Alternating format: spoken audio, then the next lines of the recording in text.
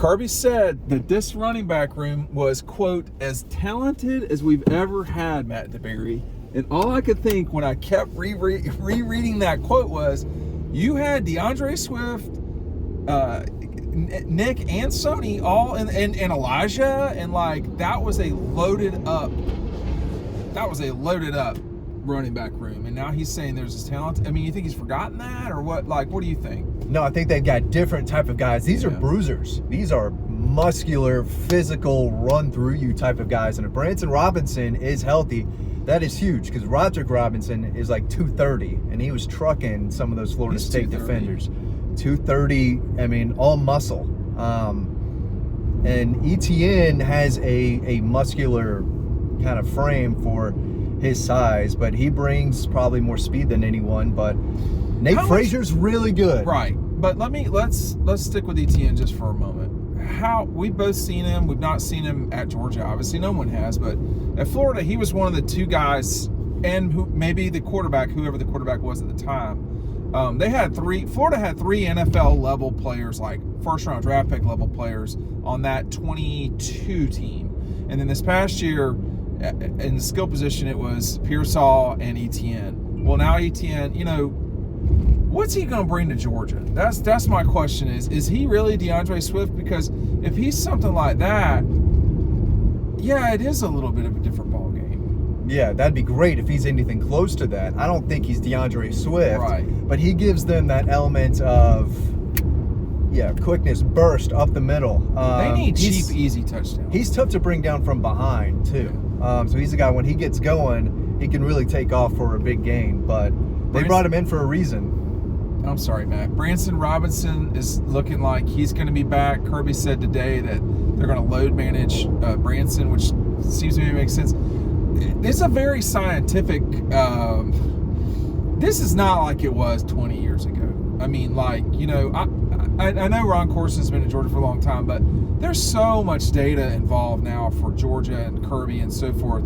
They really are working with a lot of information. But it seems they've got, the team is relatively healthy, but it looks like the running backs are all healthy from what I can tell. And he was talking about the young guys. You want to talk about Frazier for a second? I mean, you talk about Dwight Phillips. Dwight Phillips is just like one. He is gonna be gone. I'm telling you. People are gonna have to get used to. He is sudden, and like it doesn't look like he's gone, but he's gone. We saw him play, and he was dealing with an injury. But there were two plays where, if he were 100%, even close to 100%, right, he could have taken off for an easy score, just running away from guys, kind of like Keith Marshall, what he used to do. Right. Just kind of glide. Yeah. But Nate Frazier is electric. That guy can really run, break tackles. He's 200 pounds, and that's the thing with this particular season and group of running backs. They're all 200 pounds plus, and most of them are 220 plus. Roderick Robinson, Branson Robinson, and I think I'm missing someone else at least, but Etienne is 205. Chauncey Bowens is 220.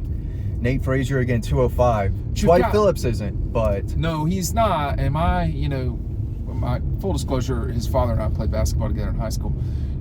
My worry for Dwight Jr. is that, the having to deal with the bruising of the SEC. I mean, that's what everybody's got to deal with. It doesn't matter how big you are. Todd Gurley, I'm not sure there's been a more of a manly man than Todd Gurley that played for Georgia over the years. Nick, Sony, Todd, they all got hurt. Keith, it's a tough position. That's why you need as many guys as you can have, and they've got that. I mean, they've got a lot of guys. Now, I don't expect 7 guys to get carries. We're forgetting Cash Jones, by the way.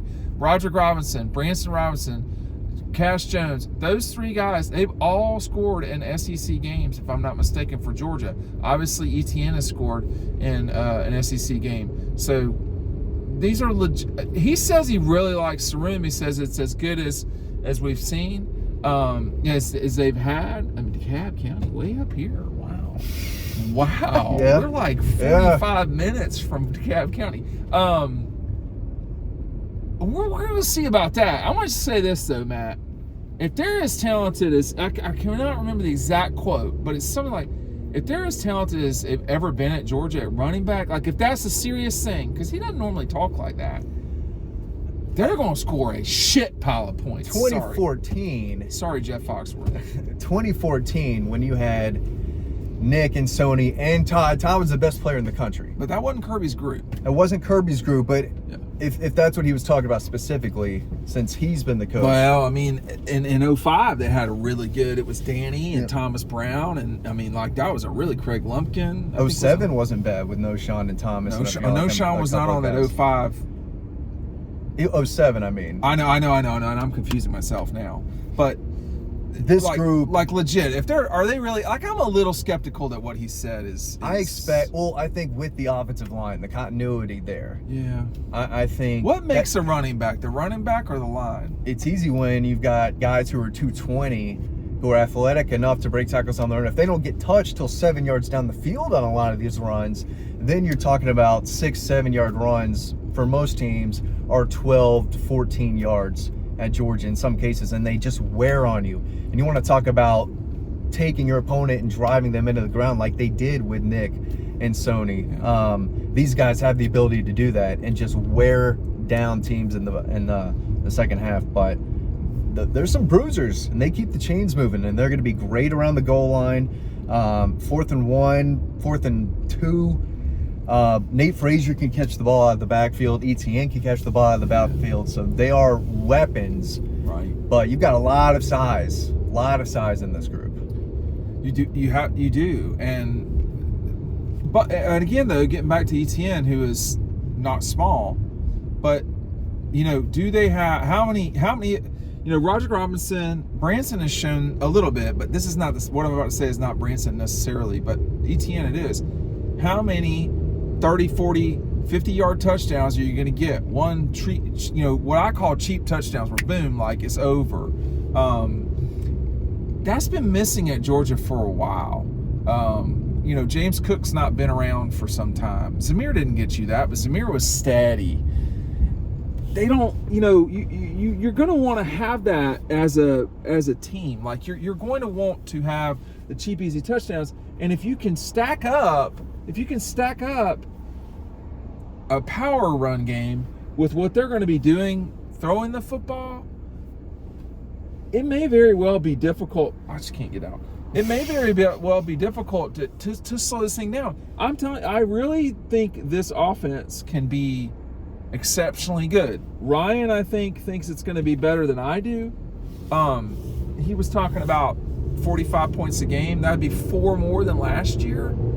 I'm not sure about that. A lot of tough environments to score a lot of points in. Yeah. This person is going to run me over.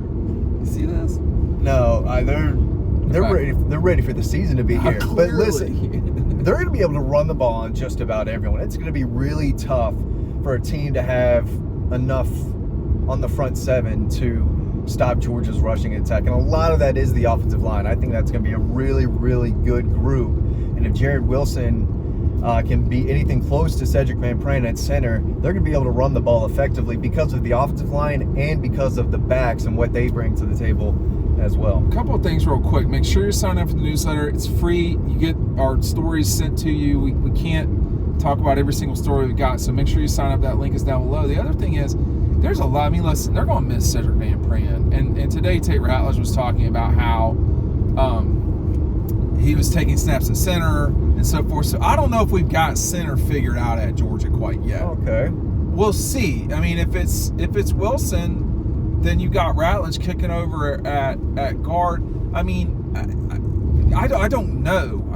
I don't know. That's what he said. I don't know if that means anything. He may just be their backup. You know, otherwise, your backup could be Drew Bobo with no experience at all. It could be, you know, do you really want to roll into Tuscaloosa and on Series 3 after Jared Wilson's hurt, you've got a redshirt freshman who's never played?